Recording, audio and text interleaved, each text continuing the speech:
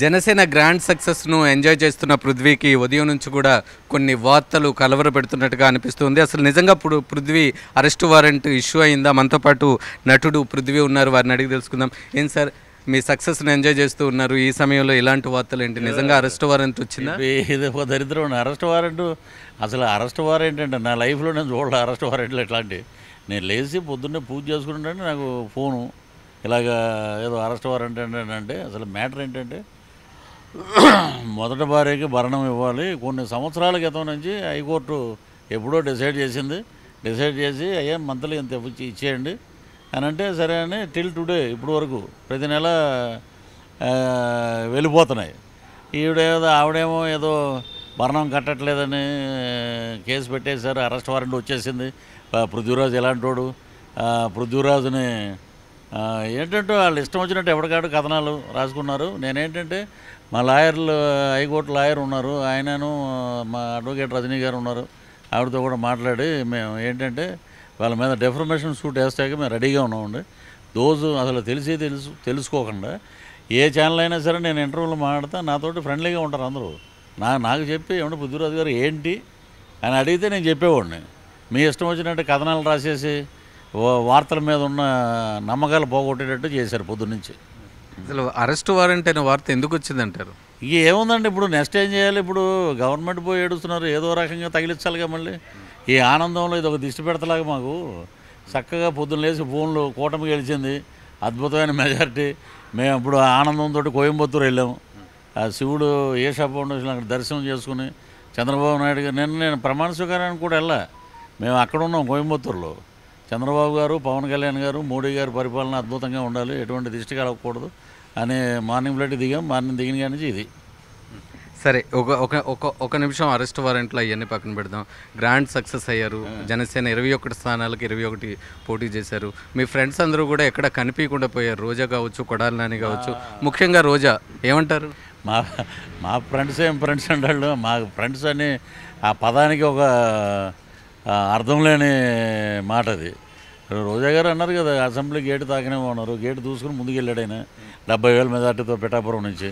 అలాగే పవన్ అన్న, జగనన్న ముంజేతి మీద ఎంటుకు కూడా పీకలేడు అన్నారు. ఇప్పుడు వాళ్ళిద్దరూ కూర్చొని ఎంటుకలు పీక్కుంటున్నారు. అది అయిపోయింది. అమ్మటి రంభం మాట్లాడాడు షెడ్కి, జోగి రమేష్ మాట్లాడాడు shed number 2. Next Kodali Nani గారు ఇక్కడ మొన్న కూడా అన్నాడు. ఏం మాట అది? ఏంటి, చంద్రబాబు గారు కుప్పంలో గెలవడు, ఆయన ఎప్పుడు మాట్లాడినా వాడు వీడే కదా, వాడికి అంత సీన్ లేదు, ఒకవేళ ఆడు గెలిస్తే నేను ఆడ బూట్లు తుడుస్తాను, కాళ్ళ దగ్గర కుక్కలా పడి ఉంటాను. ఏది? ఇంకో ఆయన రాజకీయ సన్యాసం అన్నాడు, ఇంకొక ఆయన అది అన్నాడు, ఇంకో ఆయన వెల్లంపల్లి శ్రీనివాస్ అయితే డీజిల్ బొక్క వారాహికి అది ఇది అన్నాడు స్టార్టింగ్లో. ఇవన్నీ అందరూ షెడ్లకి పంపించారండి. జనాలు ఒకటే చేశారు. ఇంత జరిగినా కూడా ఒకటేం చెప్పాలి, అయ్యా మా ఓటమి గెలుపులు రాజకీయంలో ఇవన్నీ మామూలే. వరల్డ్ కప్ మనం బ్రహ్మాండమైన పెర్ఫార్మెన్స్ చేసి లాస్ట్ మినిట్లో ఓడిపోయాం కదండి. అది ఒకసారి అన్ని ఫ్యాక్టర్స్ కలిసి రావాలి. ఇక్కడ ఏమైందంటే అరాచకం, రాక్షస పరిపాలన.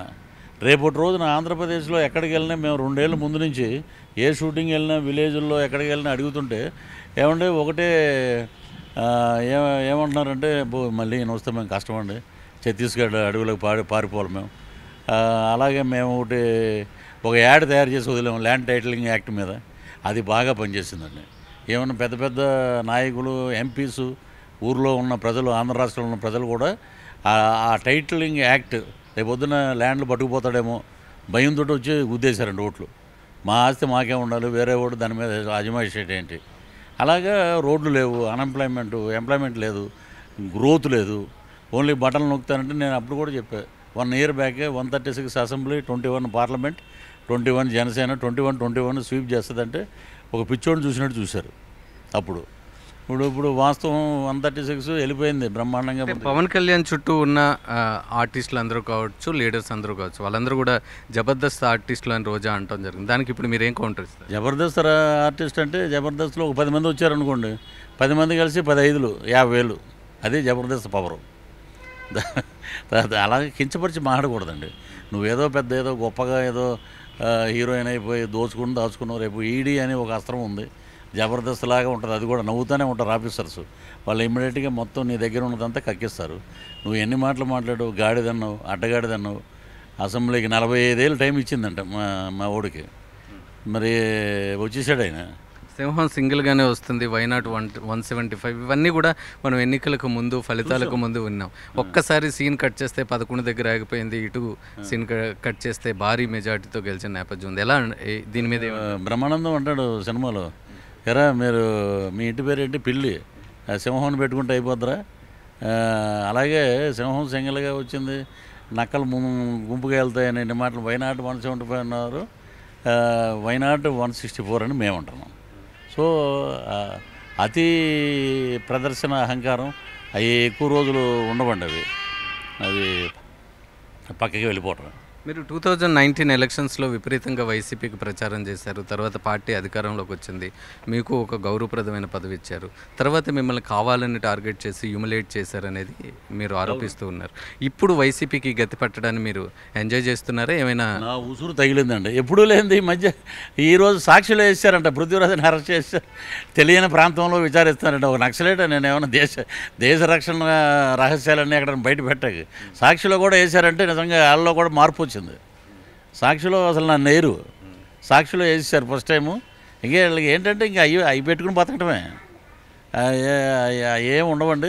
నాది మటుకు తిరుమల తిరుపతిలో నాకు జరిగిన అన్యాయానికి వెంకటేశ్వర స్వామికి మొక్కి 4వ కొండ మీద ఉన్నటువంటి పాదయాత్రలో నడిచెళ్ళి 4వ కొండ మీద ఉన్న ఆంజనేయ స్వామి గుళ్ళో ఒక గంట కట్టి ఈ ప్రభుత్వానికి చరమగీతం పాడాలి అని చెప్పి నేను ఒక కాగితం మీద రాసి 4వ కొండ నుంచి అక్కడి నుంచి కిందకి వదిలాను. అదే వెంకటేశ్వర స్వామి పాదాల దగ్గర చేరుంటుంది. ఇలా అన్నాడు అంతే ఆయన. ఇంకా కొంచెం ఇలాగ అంటే కొంచెం కష్టమయ్యేదేమో, ఎలా అన్నాడు, అక్కడికి బయటపడ్డారు వాళ్ళు. అది నేను ఒకటే అన్నా, నా బోర్డుకి ఎలక్షన్ అయిపోయాక నా బోర్డు చూపిస్తాను అన్న. ఎస్యూబీసీ బోర్డు నా దగ్గర ఉంది, కారుకి పెట్టింది. ఏ బోర్డు అయితే సుబ్బారెడ్డి గారు బయటికి తీపిచ్చాడు అది, ఆ బోర్డు నేను త్వరలోనే బోర్డు. అంటే మళ్ళీ మీరు ఇప్పుడు ఎస్వీబీసీ బాధ్యతలు చేపట్టబోతున్నారా? అదే నా ముందున్న ప్రధానమైన కోరిక. అదే మా అధినాయకులకి అందరికీ చెప్పాను నేను. వచ్చిందంటే హ్యాపీ, రాకపోయినా కూడా ఇప్పుడు మా గవర్నమెంటే కాబట్టి వెళ్ళిపోయి అక్కడ 2 రోజులన్నా కూర్చొని వస్తా. అంటే ఇప్పుడు మళ్ళీ ఒకవేళ మిమ్మల్ని కూటమి నుంచి ఎస్వీబీసీలో నిజంగా ఆ బాధ్యతలు కానీ అప్పగించినట్లయితే వైసీపీ వాళ్ళు మిమ్మల్ని మళ్ళీ టార్గెట్ చేస్తారు, మీ ఆడియోలు మళ్ళీ వినిపిస్తారు, వెనుక నుంచి పట్టుకుంటాం, ముందు నుంచి పట్టుకుంటే ఇవన్నీ. దానికి అప్పుడు మీరు ఎట్లా డిఫెండ్ చేస్తారు? ఈసారి ఎవడైతే చెప్పాడో వైసీపీ మినిస్టర్లందరినీ ముందు నుంచి పట్టుకుంటాను నేను. వాళ్ళు అంతకుమించి ఇంకేం చేయలేరండి, అయిపోయింది. అనకొండలు, పాములు, సింహాలు అన్నారు, అన్నీ మూలం కూర్చున్నాయి, అయిపోయింది, ఇంకేం లేవు. కొడాలి నాని అధికారంలో ఉన్నప్పుడు చాలా కీలకంగా మాట్లాడేవారు, చాలా అగ్రెసివ్గా మాట్లాడేవారు. ఈరోజు కొడాలి నాని ఎక్కడా కనిపించడం లేదు, మంత్రులు ఎవరూ కనిపించడం లేదు. కొడాలి నాని, పేర్ని నాని, రోజా వీళ్ళందరూ కూడా ఎక్కడున్నారో కూడా తెలియని పరిస్థితి. ముఖ్యంగా సజ్జల ఏమంటారు? ఈ షెడ్కి వెళ్ళిపోయారండి అందరూ, ఎవడో బయటికి కనపట్ల. పాస్పోర్ట్లు కొన్ని అందరూ కొన్ని సీజ్ చేసి ఉన్నాయి, కొన్ని గవర్నమెంట్ అడ్మినిస్ట్రేషన్లు ఉన్నాయి. వీళ్ళు ఇంకా ఏ ముఖం పెట్టుకు తిరుగుతారండి బయట? ఇంకా రాజకీయ సమాధి, బయటికి రారు. చివరిగా రోజాకి మీరు ఇచ్చే అడ్వైజ్ ఏమైనా ఉందా?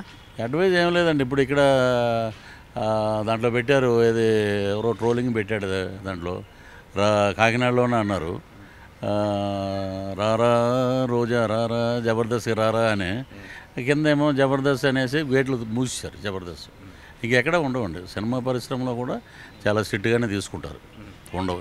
ఇదే లాస్ట్ అయిపోయింది. సినిమా పరిశ్రమ రోజాని వెలేస్తుందంటారా?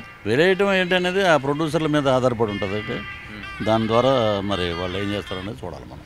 థ్యాంక్ యూ సో మచ్ అండి, thanks for giving time. Thank you so much. Thank you. తన ఉసిరే వైసీపీ పార్టీకి తగిలిందని నటుడు పృథ్వీ చెప్తున్నారు. తన అరెస్టు పట్ల, తన అరెస్టు వారెంట్ పట్ల వస్తున్న వార్తల్ని ఖండిస్తూ ఉన్నారు. ఇప్పటివరకు అలాంటి అరెస్టు వారెంట్ కానీ వార్తలు కానీ ఏమీ రాలేదని, కేవలం ఇదంతా ఒక మీడియా సృష్టి అని చెప్తా ఉన్నారు. Over to studio.